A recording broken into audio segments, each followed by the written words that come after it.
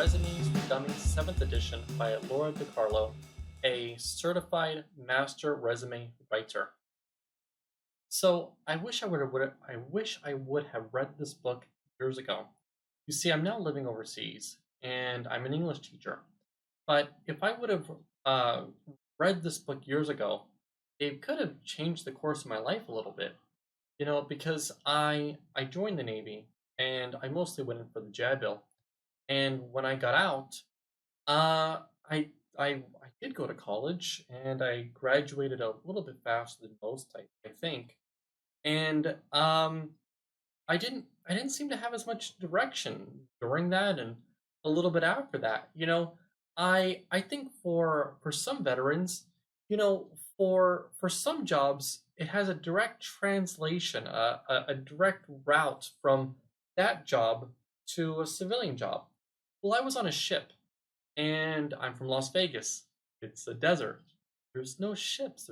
There's not much water there, and so I didn't know how to prepare a resume for for civilian life from the military.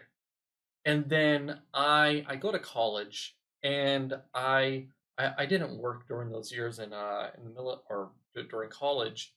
And then when I left college, I became a substitute teacher, and it was okay. And I moved overseas, and I've been here mostly ever since for a while now. And if I would have known how to better prepare a resume for leaving the military and then leaving college, that could have helped me out tremendously. But I didn't quite have those skills, and this book helps out a lot with that.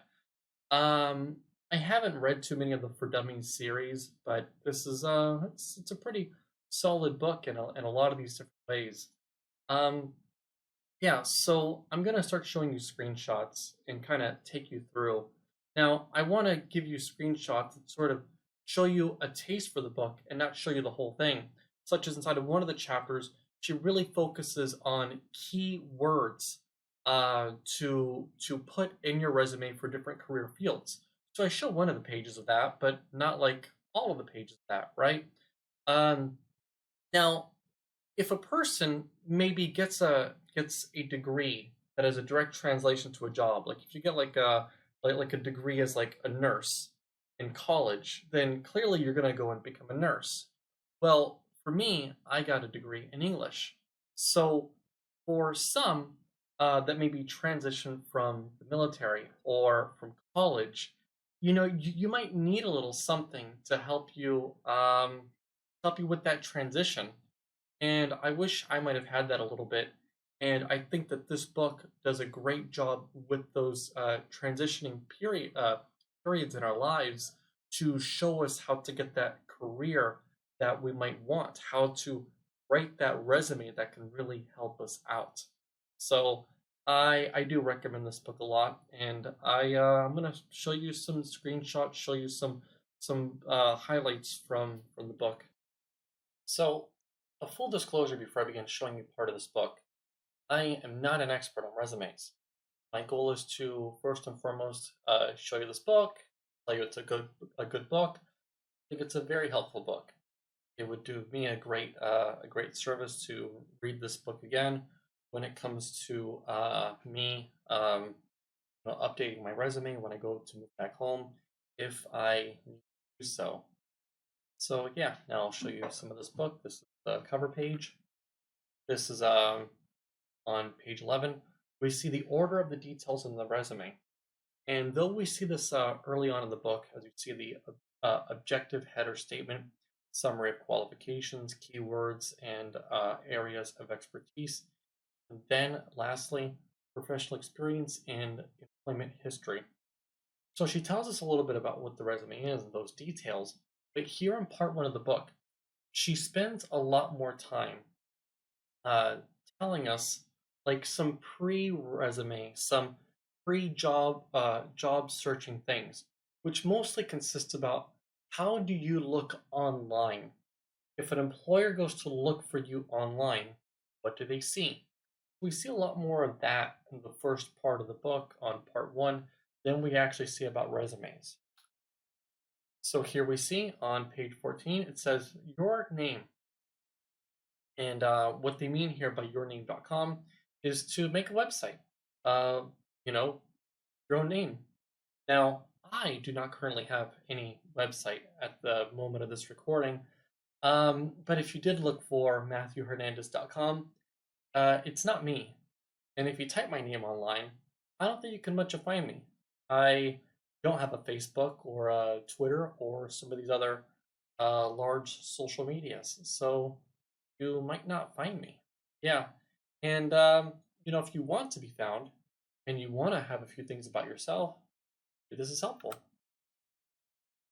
So I highlighted this one because we all know what LinkedIn is, but maybe we don't think about what LinkedIn is at the moment we actually need.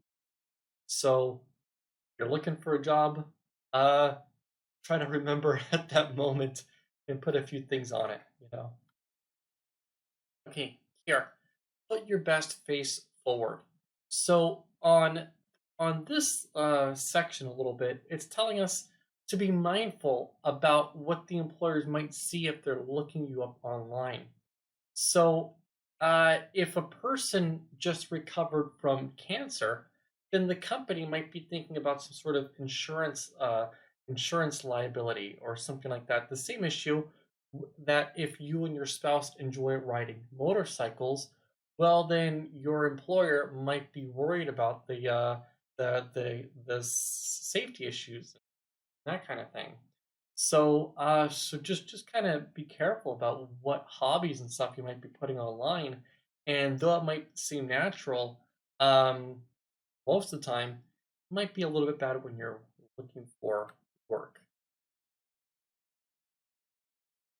Okay, so here on the bottom left on your side, it says resume blasting, a really bad idea.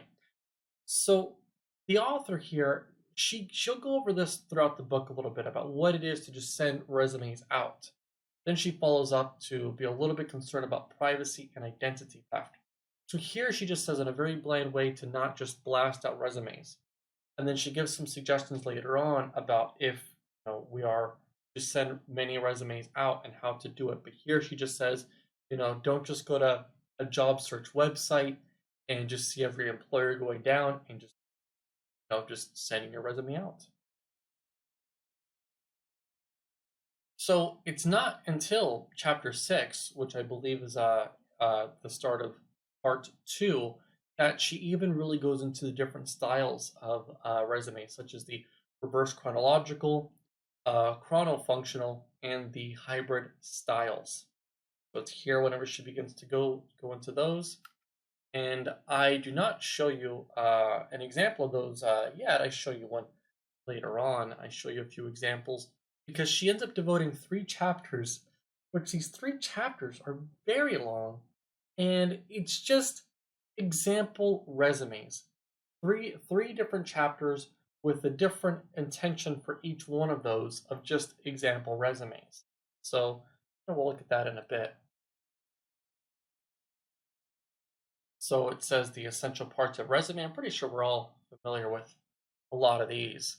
So it says leading with contact information. So at the beginning of the book on page 11, we see like this hierarchy of these details. Well, on the top of that heading, to put your email, phone number, city and state of residence. So you look at this part, playing up target experience. So when I was in the Navy, or when I was in the Navy, and a person maybe gets a certain gets a promotion, or maybe they get like a certain award. They sort of say these bullet points of what their accomplishments were, and I didn't always kind of get that, but I guess looking at this, it makes a bit more sense. Like if I go through these a little bit, like imagine to write this on your resume. I increased revenue by, 50%. I saved money in this way. I increased efficiency by. I cut overhead by. And just these strong bullet points that can show how much of an asset you were at your previous company. That way, your next company will want you as well. So this is definitely a kind of language that I should hone as well. Okay, so now it says detailing your degree. Well, how? How do we detail our degree? Because whenever you look for a job and they want somebody with experience, you're proving you have that experience, you're proving you have that knowledge. Well, how do we write what that degree itself is? So they tell us a little bit here. And then in 2 pages from now, it's going to go a little bit about what that degree is and how we sort of detail that. Okay, so here on page 124, whenever earlier the author mentioned about resume blasting, this is also a little bit of the reasons why to not resume blast. So you can have a generic resume, or you can have a target resume. And the way they define that is that a generic resume, I mean, of course, you have your area of expertise, you have where you've been working and that type of thing. But the generic resume, it can just sort of go anywhere, right? It's not super specific. If you want to work for a specific company with a specific job and a specific way in mind, then you might make a resume with all those things in mind. So that way, whenever you give that resume to that company, it really shows that you want that position for them and you're serious. Or you can have these generic resumes, because these resumes, they take time, right? They take time to write, they take time to format, to detail, all these kind of things. And if you have a generic resume, well, then you can send out like 10 in a day, and then you can call it a day after you go to all these websites, make a username and all these things, and you can send them out. So what they're trying to emphasize is a little bit of the difference in this generic or this targeted resume here. Okay, so now on this chapter, slips my mind of which chapter this is specifically, but she really just goes into these different target keywords for finding different jobs. So I'm showing you one of these pages, wow words for administration and management.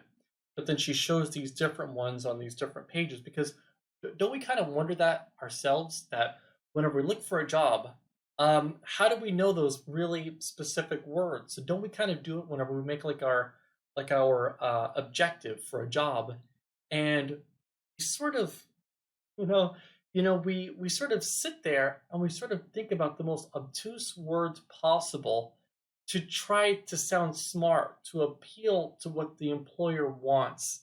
Well, the author gives us a few lists of these, so I showed you one of these, and there's a few more of these. Okay, so as I said about detailing your career, so a few pages ago on this one. So now on this page, to summarize what we've done, the author tells us a few of these to sort of say what you've done and how we sort of say it, but then how that sounds to the employer. So I'm going to read one of these. Experience. Worked on campaigns for the XYZ company and ABC company. I completed case study projects in my marketing classes on these companies that led to mock campaigns being developed. So we got to think, right? If your college experience is giving you some things that translate to real world experience, and you know that, and that's a good thing, well, just keep in mind a little bit how you write that down, and then how it sounds a little bit to the employer and some of that.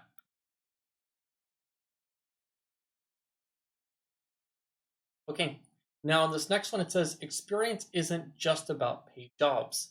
So, maybe your hobbies can come to use. Now, hopefully your hobbies might complement your work experience or something like this and what you're trying to do. Well, I shouldn't say hopefully, because hopefully, your hobbies are good, productive, and all this.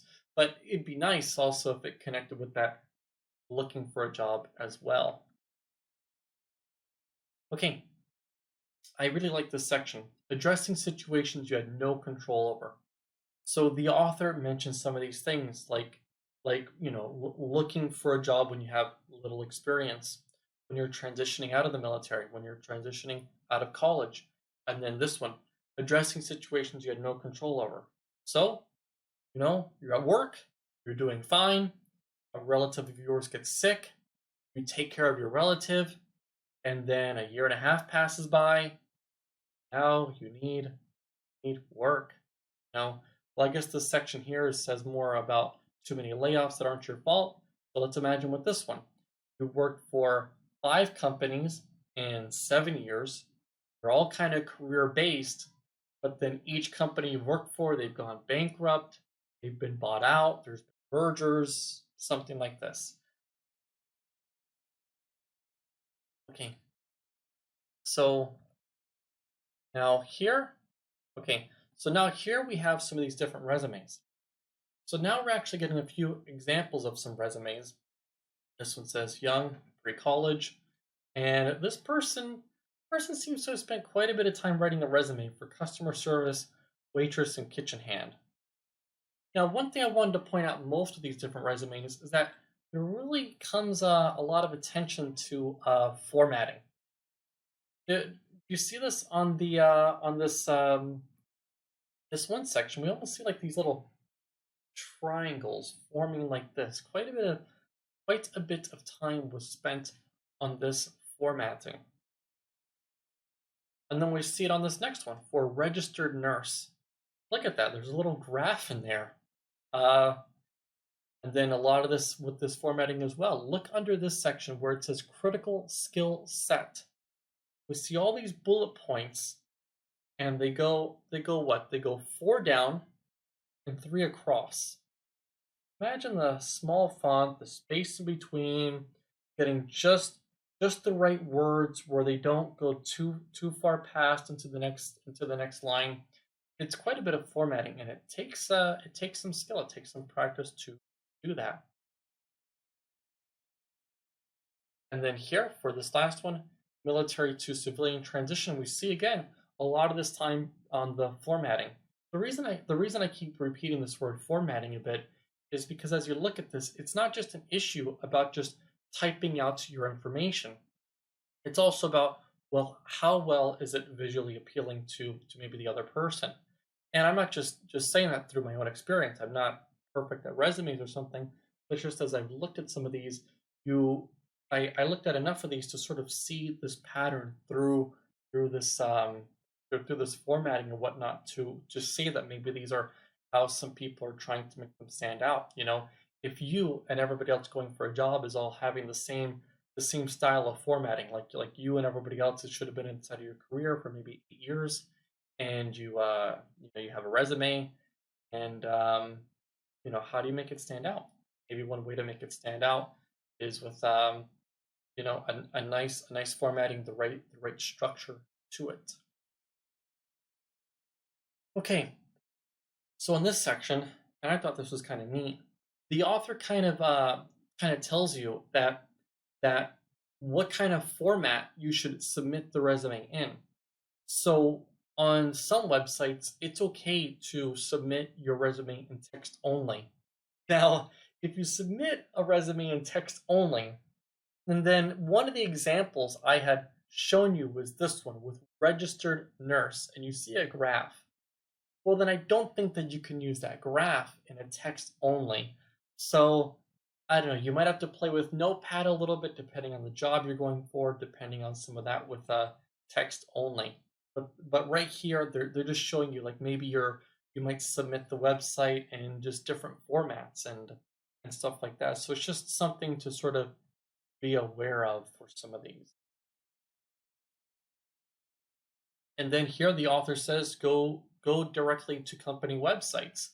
And I'm from Las Vegas, so every major casino company, they all have their own job boards website, which is like a mini LinkedIn, or even some of these other major job websites, which I'm not trying to name specific companies because it doesn't matter, but if you looked on some of them, I mean, the major casino companies had those for each of them. Yeah. well, that's about it. So this is the last page. We go back to this cover page.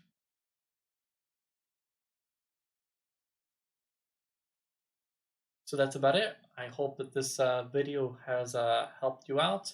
If you are looking for a job and you've had a little bit of trouble, maybe just after high school, just after college, just after the military, maybe you're going to move back from overseas, you just have one of those big transitions, then I think that this book will help you out.